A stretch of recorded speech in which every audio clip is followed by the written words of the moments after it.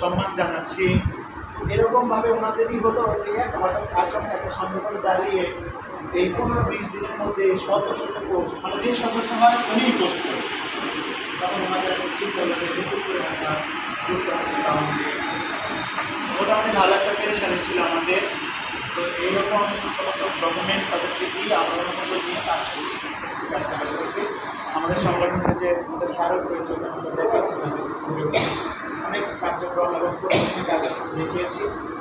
দেখার পরে ওনারা বলছেন ঠিক আছে আপনারা স্বতঃস্ফূর্তভাবে টাঙ্গাইলে কাজ করবেন, আর কোনো থানার ওসিকে আপনাদের ফোন পাই আর হেল্প না করে সরাসরি আমাকে ফোন দিন, আমি উপর থেকে ফোন দিই, ওটা আরও গুরুত্ব বেশি হবে।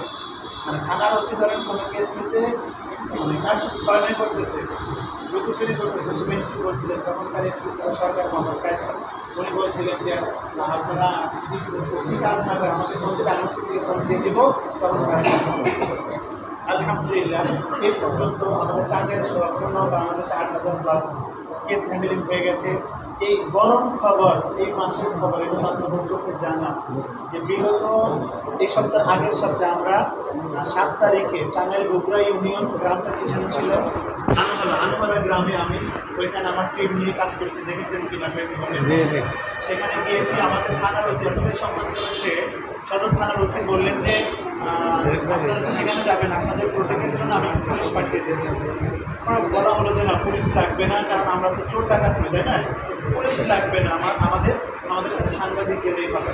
তাহলে ঠিক আছে, সাংবাদিক যাবে, চোখ কান খোলা রাখবেন, যদি কোনো সমস্যা হয় ফোন দিবেন। ফোন হয়েছে মানে কোথানো হয়েছে ওইখানে, ওইখানে আলহামদুলিল্লাহ স্পটে গেলাম, উপস্থিত সাক্ষী যার হাত কাটা হয়েছে, বিভিন্ন হাত গেছে, জীবন সাথে বাসে জমা দিচ্ছি সব। এরপরে আমরা সেই সংগঠনের আরেকটা কার্যক্রম হিসেবে আমাদেরকে বাধ্য করে নেয় কোম্পানিদের তরফ থেকেই আমরা কিন্তু পঙ্গু হসপিটাল পর্যন্ত গিয়েছিলাম। এরপরে এই পর্যন্ত আলহামদুলিল্লাহ তারা নিজ দায়িত্ব, তারা সাংবাদিক ব্রিফিং করেছে আমাদের সাথে সমাধান, যে আমরা তাদের কাছে সেবা চাই নাই, নিজ দায়িত্ব সেবা দিচ্ছি।